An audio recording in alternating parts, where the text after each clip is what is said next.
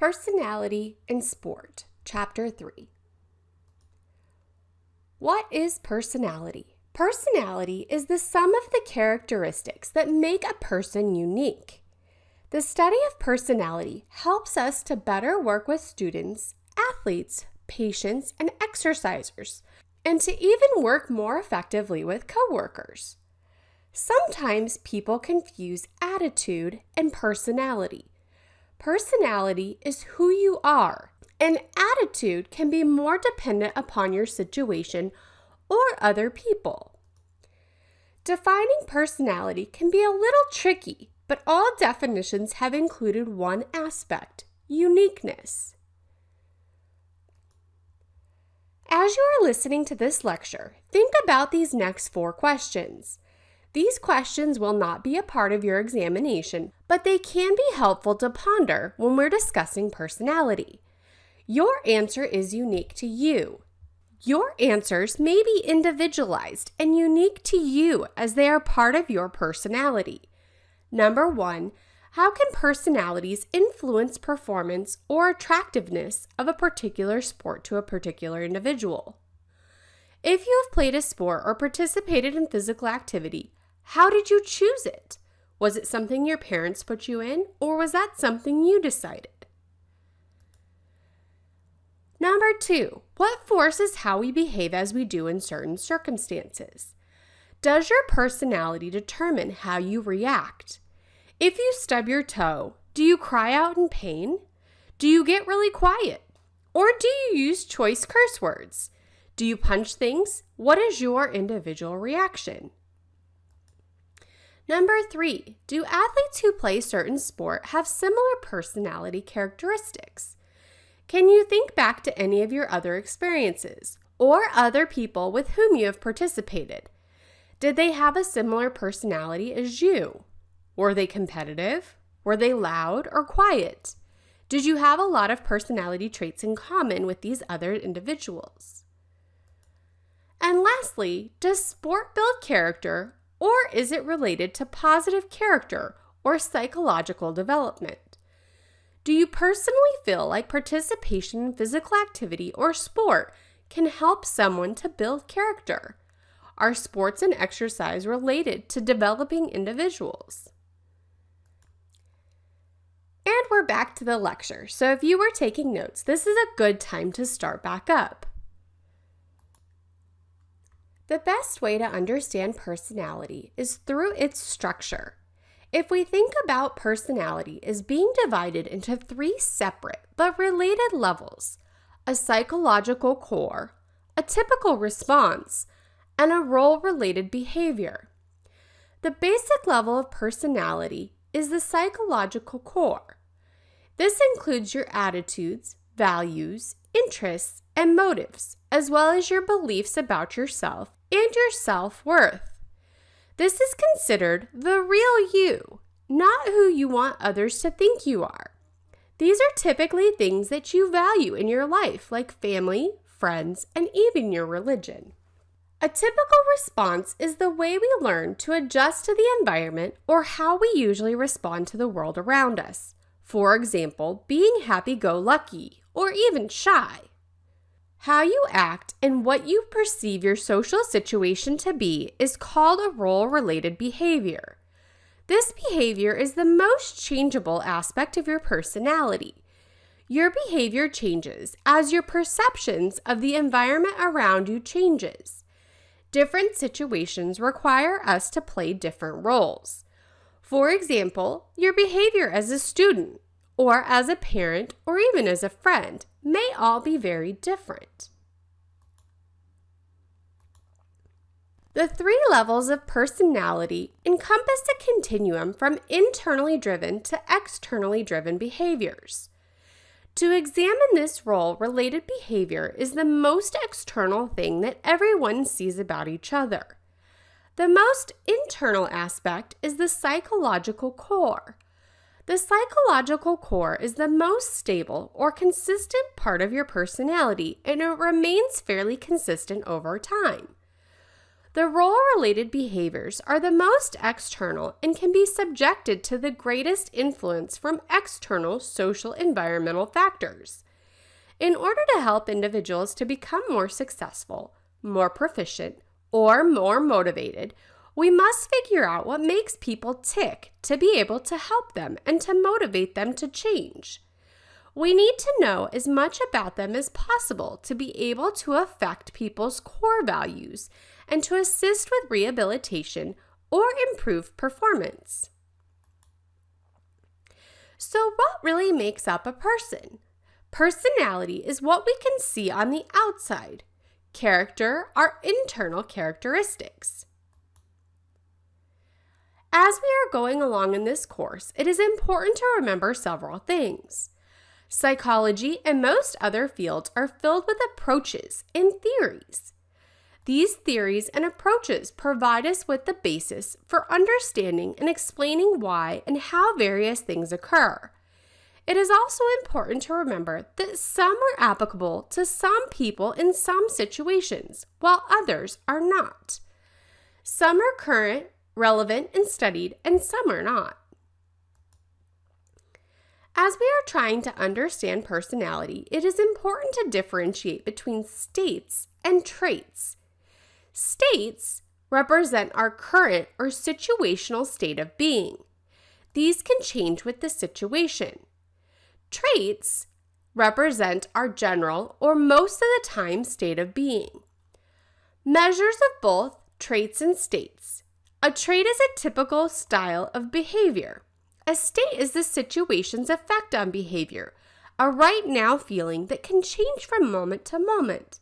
There are general versus situation-specific or sport-specific measures that can be taken. Situation-specific trait tests predict behavior more accurately than do general trait measures. It is often more effective to compare personality test scores to a person's own previous test results than to a group of norms.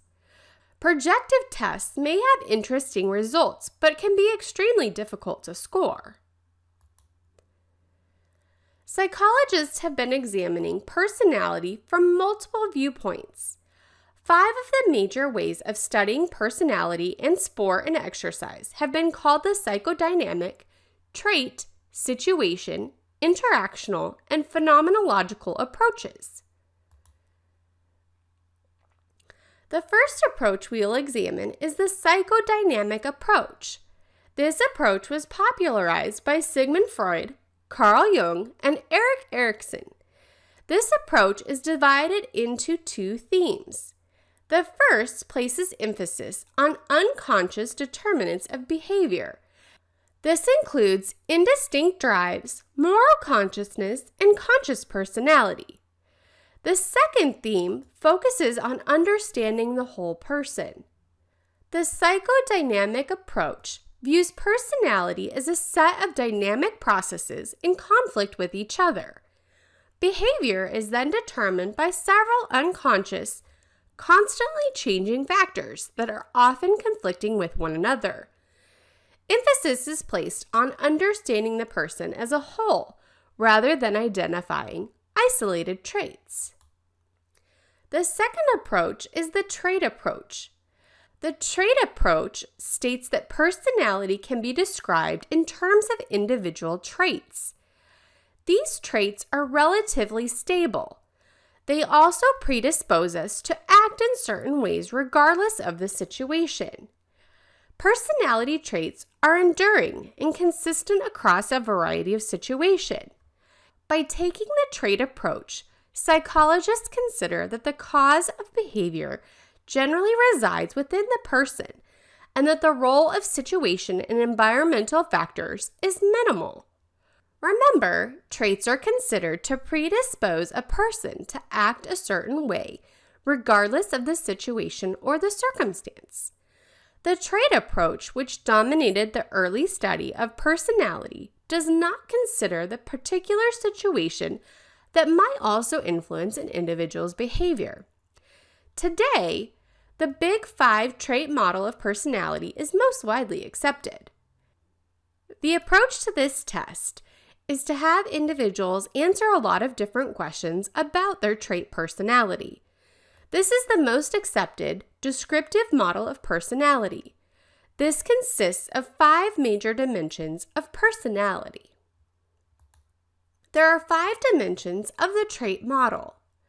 Neuroticism includes nervousness, anxiety, depression, and anger versus emotional stability. Extroversion includes things like enthusiasm, sociability, assertiveness, and high activity level versus introversion. Openness to experience includes things like originality, the need for variety, and curiosity. Agreeableness includes amiability, altruism, and modesty. And conscientiousness includes constraint, achievement striving, and self-discipline. All of these domains have been found to organize personality at the highest level. The Big 5 trait model has started to be applied to sports populations recently as well. This is an activity that we will do in class. You will answer some questions and determine which of the Big 5 personality factors is most like you. We are going to take a Big 5 personality trait assessment during our course. You will log into Blackboard, and under this course unit and lecture, you will find a Big 5 personality test web link. If you click on the web link, you can take the assessment. You will click on the Take It button, and it will start your assessment. You will answer a series of questions to determine how you score over the Big 5 personality factors. Please answer the questions as truthfully and as honestly as possible. It isn't important what your results from this test are specifically, but we are going to use the information to tell a little bit more about your personality and learn a little bit more about you. At the end of your test, you will receive results. So these results will become important to an assignment that we will do for personality. You will be turning in your results, so you will want to make sure that you save a copy. Oftentimes, with the Big 5 personality factors, a low score in one area means that we probably have a pretty high score in another area. We can see the traits, openness, conscientiousness, extroversion, agreeableness, and neuroticism in the middle. If we have a low score, we probably have certain characteristics. For example, for openness, if we have a low score, we're probably pretty practical, conventional, and prefer routine. If we have a high score in openness, we probably are curious, have a wide range of interests, and are more independent. We can see how this would work for each of these traits. This table may be helpful as we explore our personality as well. The situational approach states that personality is determined mostly by situation and/or our environment. This means that personality is based on modeling and feedback. Another approach is the interactional approach. This approach considers the situation or environment and person as co-determinants of behavior. This theory is now highly favored for studying behavior. The last approach is the phenomenological approach. This approach states that behavior is best determined by accounting for situation and personal characteristics. This means that a person's understanding and interpretation of oneself and environment are critical. This theory is also currently favored and is widely used. Overall, in summary, these 5 different approaches or viewpoints can help us determine personality. The different approaches have allowed us to understand personalities at many different levels. And these approaches vary along a continuum of behavior determination, ranging from the view that behavior is determined by a person's internal characteristics, such as the psychodynamic theory, to the view that behavior is determined by the situation or environment, such as the situational approach. On the other hand, these approaches vary greatly in terms of assumption about the origin of human behavior, such as whether behavior is determined by fixed traits or by consciousness or subconscious determinants, and how important a person's active interpretation of self and the environment are. Currently, interactional and phenomenological views are the most often accepted among the literature. So what about common sense? How does it play into the psychology of sport? We know many athletes that are insanely successful. So what about the research? Is there anything that links personality to success? Please know that you do not have to memorize all of the research related to the psychological aspects of sport and exercise. The only reason why we are discussing these studies is to better understand what areas have previously been examined. We know that there is a relationship between personality states, traits, and performance. However, it is a far from perfect relationship. The link from traits to performance relationships have been identified. There is no single personality profile to separate athletes from non-athletes. However, athletes tend to pose greater objectivity, independence, and tend to be less anxious than non-athletes. There are a few distinguishable characteristics that have been found between genders, particularly at the elite level of athletics. Morgan's 1980 mental health model was comparing personality traits of more successful athletes with those of less successful athletes using a measure called the profile of mood states, or the POMS. Morgan developed a mental health model that he reported to be effective in predicting athlete success. This research suggests a greater positive mental health in successful athletes than in non-successful athletes. The scores were based on the profile of mood states test. Successful elite athletes in a variety of sports, for example, swimmers, wrestlers, oarsmen, and runners, are characterized by what Morgan called the iceberg profile, which reflects positive mental health. The iceberg profile of a successful elite athlete shows vigor above the mean of a population, but tension and depression, as well as anger, fatigue, and confusion are below the mean of the population. This profile looks a little bit like an iceberg in that all negative traits are below the surface or population norms, and the one positive trait, vigor, is above the surface. In contrast, less successful elite athletes have a flat profile, scoring at or below the 50th percentile on nearly all psychological factors. Personality tests are useful tools that help us to better understand, monitor, and work with athletes and those who exercise. They are not magical instruments that allow us to make sweeping generalizations about individuals' behavior or their performance. Exercise appears to have a positive relationship with self-concept. Exercise and increased fitness are associated with increases in self-esteem. We see larger effects in individuals with lower self-esteem. This research has suggested that changes in self-concept may be associated with perception of improved fitness rather than with actual changes in physical fitness. For example, girls participating in a running program had positive changes in their global self-esteem and appearance, peer, physical, and running self-concepts. Type A behavior patterns can be apparently altered through exercise. This can reduce the risk of cardiovascular disease. Type A behavior is characterized by a strong sense of urgency, an excess of competitive drive, and easily aroused hostility.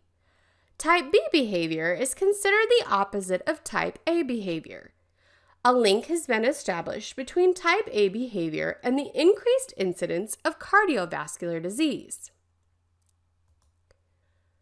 Based on their research we currently have regarding personality and the sport type or sport choice, we do not have any way to tell what sport fits an individual's personality best. In another example, personality and athletic research findings. Thier and Greer in 1981 examined personality traits of bodybuilders. They found that bodybuilders had high scores in achievement motivation and resistance to change. The bodybuilders ranked normal everywhere else.